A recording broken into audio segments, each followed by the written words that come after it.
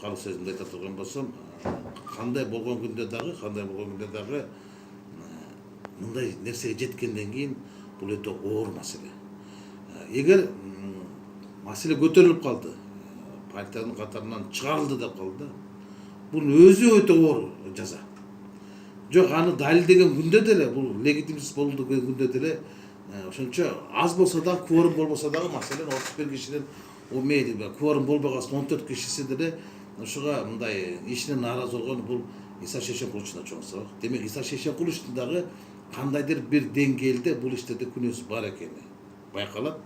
Анан ал айтып атат, жок, күнөөнүн баардыгы жанагы идеяларды сатып кеткен, апрель революциясын аттап кеткен адамдарда деп атпайбы. Эми мен деле катышкам. Мен деле ошолордун катарында, же болбосо ортосунда жүргөм. Иса Шейшенкулович менен Алмазбек Шаршенович ортосунда жүргөндө, анан бул жерге апрель революциясын, анан арбактарды айтып, мына кайтыш болгон балдардын аруу тилектерин аткарган жок деп бири-бирин айыптап жатканы, бул абдан кейиштүү нерсе. Минтип отурса, булар анда өздөрү ким болуп калат.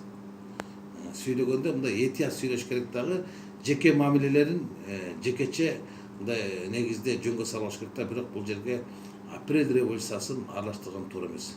Көрдүм. Ошол апрель революциясынын катышуучу катары, баатыр катары.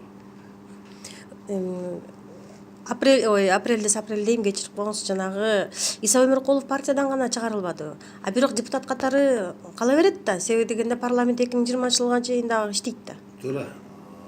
Партиядан чыгарылды, ошо партиядан чыгарылгандан кийин эми буну жанагы буга чейин Кожоек Жайшыбек ошол маселе каралып кетпеди. Анан көп жерде туура эмес чачып жүрөт да, Жанар Акаевди чыгарат. Жанар Акаев партиядан чыгарылган эмес, Жанар Акаев фракциядан чыгарылган. Бирок фракциядан чыгаруу жөнүндө мыйзамда жок, регламент каралган эмес. Ал легитимсиз. Ошол жыйында болгон Жанар Акаевди фракциядан чыгаруу жол жобосу каралган эмес. Фракциядан чыгара албайт. Партиядан чыгарса болот. Анан партиядан чыккан адам ошо партиянын кол алдында кызматтар болуп атпайбы? Ошо партияга берилет.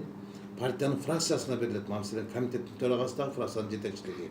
Анда бул жерде мындай нерсе жаралып калат.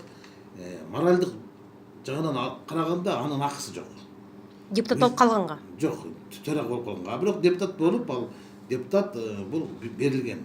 Элдин ишеними, элдин бийлиги, эл берген мандат. Аны эч ким ала албайт. Аны Иса Шейшенкулов өзү тапшырмайынча, аны партияда, фракциядагы ала албайт, бир гана сот ала алат.